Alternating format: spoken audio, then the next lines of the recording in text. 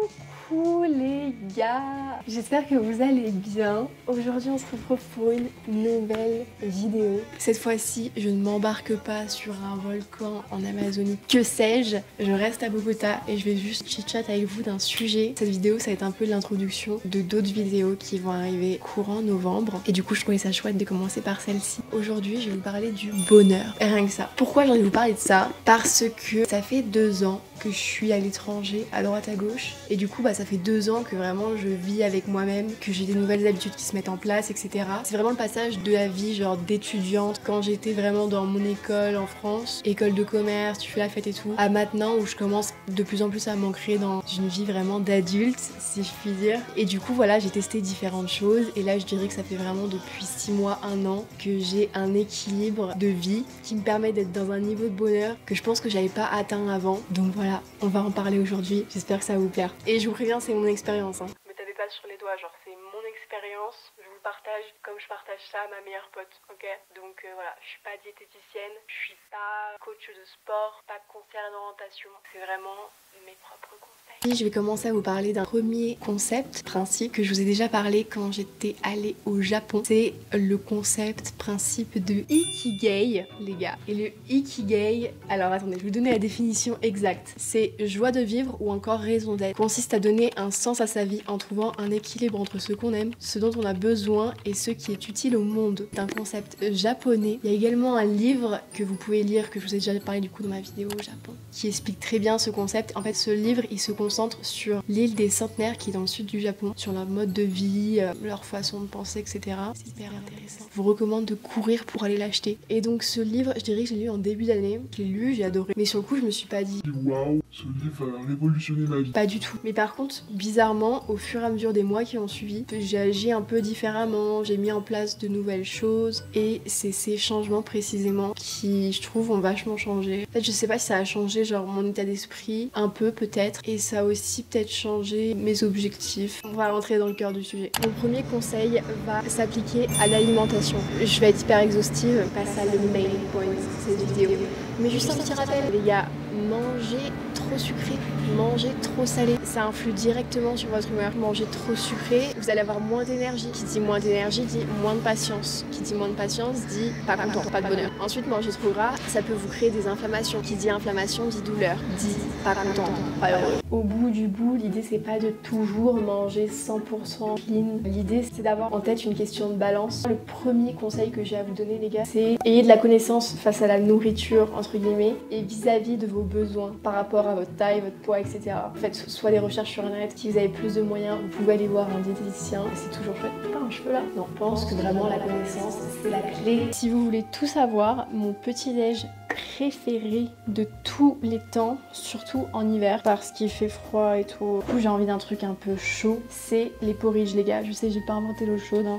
Je pense qu'en 2023 absolument tout le monde connaît les porridge. Après on a tous un peu une manière différente de le faire. Je vais vous montrer comment je le fais, comme ça peut vous donner une idée au cas où si vous... Au cas où, je sais pas. Donc la première étape consiste à flocon d'avoine, écraser une banane entière pour que ça soit vraiment crémeux et cinnamon, cannelle parce que c'est délicieux. Personnellement, je bois du lait d'amande. Donc je trempe le tout de lait d'amande. Ensuite, il s'agit de remuer un peu. Et de là, au micro-ondes pendant 1 minute, 1 minute 30. Quand ça ressort, vous checkez si les flocons ils ont bien imprégné tout le liquide. Ah aussi, vous pouvez le faire avec de l'eau hein, si vous voulez, ça marche aussi. Mais avec du lait, c'est plus crémeux. Et pour accompagner, moi je mets des fruits en top. Là, vous voyez, c'est parfait. C'est crémeux, c'est... Ce que j'aime bien mettre en topping, c'est de la pomme, un petit morceau, c'est la base. Je mets juste les fruits que j'ai sous la main. Là ce matin j'ai acheté des blueberries et voilà, donc à la fin de l'histoire ça ressemble à ça. Moi je le fais vraiment avec les fruits que j'ai sous la main. Parfois je rajoute des amandes et je mets surtout, ce que j'adore, du peanut butter. Si vous aimez pas ça, vous pouvez mettre du chocolat noir, c'est sympa aussi. Et aussi ouais, faites gaffe aux peanut butter que vous choisissez parce que souvent ils sont vraiment pleins de sel. Donc voilà, faut checker un petit coup tout simplement. Les gars, on se retrouve de bon matin, vêtu de mon pyjama, très sympa, pour parler du sommeil. Voilà, c'est pas encore le main point de cette vidéo, mais je trouvais ça hyper important de lui donner une petite place pour rappeler un peu les bases. Donc pour vous donner un exemple concret, dites-vous que la dame que vous avez en face de vous, au collège, lycée, dormait 5 à 6 heures par nuit. C'est minable, c'était vraiment une idée à la... Qu'est-ce que ça m'a offert à la fin? Pas grand chose, à part moins de concentration. Par exemple, je pouvais m'endormir facilement en cours. Pour vous donner vraiment un exemple comme ça. Bac, je me suis endormie à un moment. Il me semble qu'il y avait un surveillant qui était venu me réveiller. Mais si parmi vous, il y a des gens qui se reconnaissent, et bah faut changer ça en fait. Faut changer ça, c'est pas normal. Je vais vous rappeler l'importance du sommeil. Comme ça va vous donner des bonnes raisons de changer cette habitude de... Mais le sommeil, les gars, ça va vous permettre à votre cerveau de faire une pause, de réinitialiser, de faire un tri dans toutes les informations que vous avez accumulées, de s'organiser en fait tout simplement. Et à terme, ça va vous donner moins de stress. Et moins de stress dit plus de bonheur. Pour vous donner une idée, actuellement je dors entre 7 et 8 heures par nuit. Ça joue vachement du coup sur ma bonne humeur. Et je pense que ça peut vachement jouer sur votre bonne humeur. Donc n'hésitez pas à changer ça en fait. Et si vous avez encore des petites difficultés, je sais pas, en période d'examen, en période stressante tout simplement, à vous endormir, il y a des petites techniques. Il y a une en particulier qui aide vraiment, c'est de prendre de la mélatonine en sheet. Pas tous les soirs, hein. Vous achetez ça en pharmacie sans ordonnance. Demandez l'avis à votre médecin. Je suis pas médecin. Et qu'est-ce que c'est la mélatonine? C'est tout simplement une hormone qu'on a naturellement dans notre corps, dans notre cerveau, et qui envoie en fait les messages au cerveau pour dire bon bah voilà, c'est l'heure de dormir. Ce que je fais, c'est que je prends un sheet, 2 max. Un, ça suffit largement. En prendre plus que ça, non, parce que le matin vous allez avoir du mal à démarrer votre journée, à vous réveiller. Après, sinon, si vous voulez pas prendre ça, il y a toujours d'autres techniques. Lire un livre, technique ancestrale. Et troisième technique, alors celle-là vraiment elle ne fait pas l'unanimité, c'est d'écouter de la ASMR. Je sais que ça fait deux écoles, moi personnellement je fais partie de l'école qui adore. Alors ne parlez pas de bruit de bouche et tout ça, c'est mort. Mais par contre tout ce qui est genre typing, comme ça là, j'adore. Ça me détend de ouf, c'est un peu comme quand j'écoute le bruit de la mer, genre c'est hyper relaxant.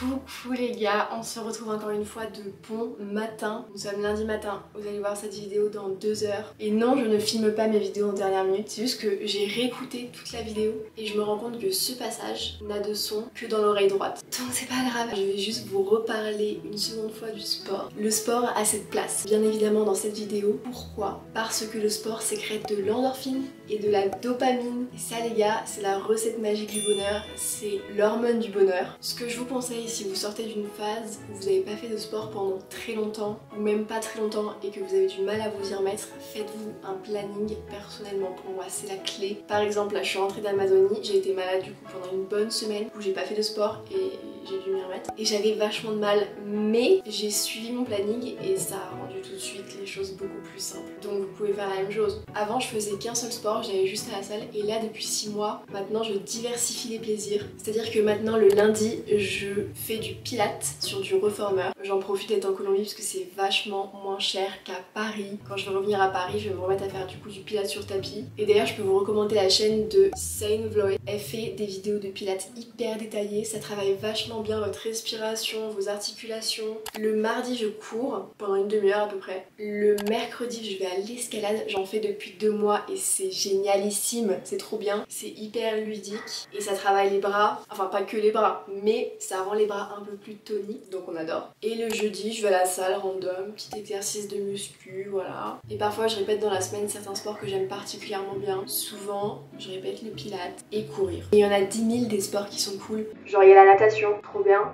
tennis, trop bien, basket, trop bien. Puis le sport, je trouve que ça permet vraiment de passer un temps seul et de se vider la tête. Genre personnellement quand je cours, parfois je cours avec un podcast, je cours pas trop avec de la musique parce que ça me donne des points de côté, mais parfois je cours sans rien et ça me permet tellement, bizarrement même j'ai envie de dire, de restructurer ou de trouver des solutions à des problèmes. Ça fait partie trop du process de bonheur, c'est supra méga important. Il faut en faire toute sa vie les gars du sport. Une info, j'ai vu ça il y a quelques temps sur le site de santé.gouv. Le sport peut vous éloigner de certaines pathologies que vous pouvez avoir. Je dis ça, je dis rien, je suis pas médecin, je l'ai juste lu. Aussi quand j'ai la flemme de faire du sport, je me dis un truc, un peu comme un dicton. Une heure de sport égale 1 heure de moins à l'hôpital. C'est un peu con, je sais, mais je sais pas, personnellement ça me parle. Bon, là les gars, on rentre dans le cœur du sujet qu'on va intituler Passer du temps seul.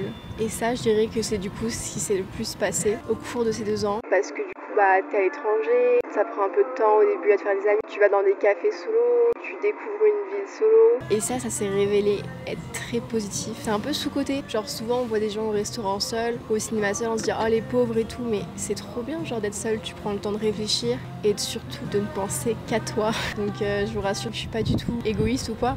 Mais c'est juste que justement, je pense que parfois c'est sympa de pouvoir couper et de se recentrer en fait pour pas se perdre en chemin. Quand vous passez du temps seul, personnellement, je suis une grande adepte des cafés. Je passe mon temps à travailler dans des cafés, je sais pas, écrire, faire un petit checkpoint, on va dire. Récemment, ces checkpoints, ils ont vraiment changé un peu mon état d'esprit, mes objectifs et ils ont vachement contribué à mon bonheur. Pourquoi ? Quelle est la recette magique de ça? C'est pas juste de prendre un cahier et un stylo. Ça va un peu plus loin que ça. C'est, comment le dire sans paraître cucu?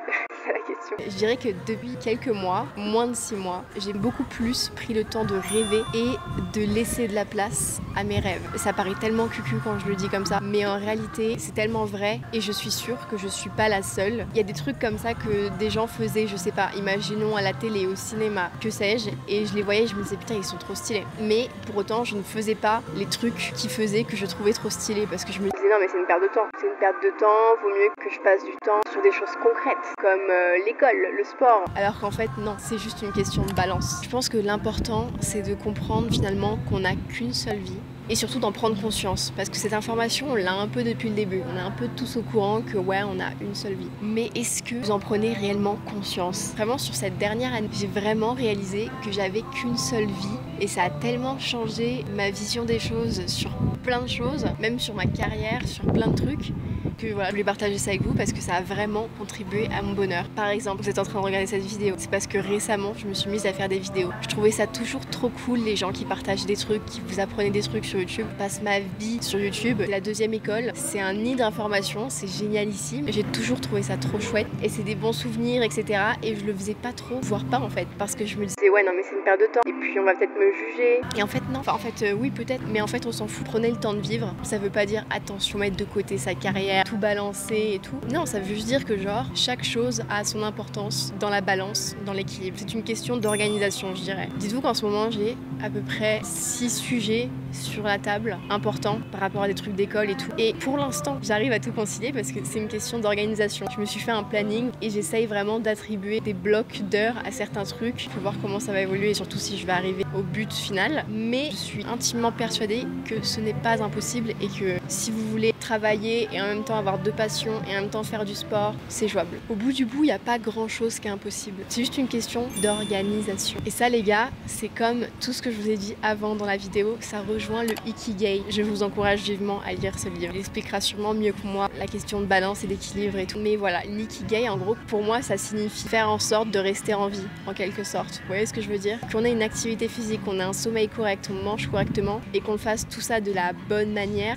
C'est se donner des points de vie en fait. Avoir des passions, c'est ce qui te motive le matin à te lever et à être hyper énergique et hyper déterminé et faire quand même des trucs chiants parce que derrière t'as des trucs cool. Vous voyez ce que je veux dire? Comment ça se trouve une passion? Vous avez forcément tous rencontré des gens que vous trouvez stylés par rapport à leur activité, leur profession. Bah ça peut être un sujet à gratter, je pense. Et ça va vous demander un peu de travail, un peu d'apprentissage, etc. Mais ça vaut le coup. Et bon les gars, on se retrouve chez moi pour un dernier petit conseil qu'on va nommer l'interprétation et l'analyse. Qu'est-ce que je veux dire par là? Tout au long de notre journée, de notre vie, on reçoit tout le temps des informations, une nouvelle, et c'est positif, ça dépend, c'est pas toujours positif. Ce que je voulais vous dire par rapport à ça, c'est que cette information, on va l'interpréter, ça va créer un sentiment, et suite à ce sentiment, on va agir. Et ce que j'ai envie de vous dire par rapport à ça, c'est que, surtout par rapport aux mauvaises news, c'est que derrière chaque mauvaise news se cache une opportunité. Je parle pas d'opportunité financière, je parle d'une opportunité d'apprentissage, de leçons de vie, de connaissances, de rencontres, une opportunité pour commencer une nouvelle ère de vie, une nouvelle manière de penser. Vous voyez ce que je veux dire? Même derrière la pire news, je trouve qu'il se cache toujours un peu de positif et c'est qu'une question d'interprétation. J'espère que ça vous parle ce que je vous raconte.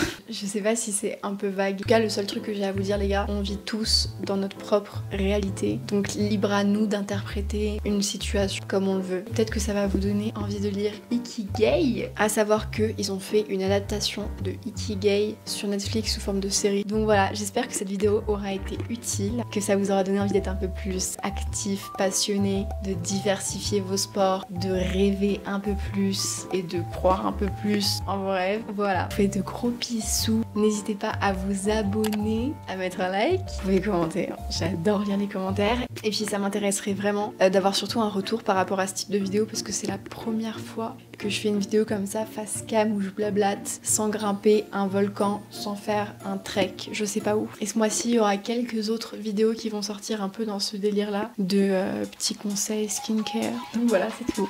Gros bisous, tchuss.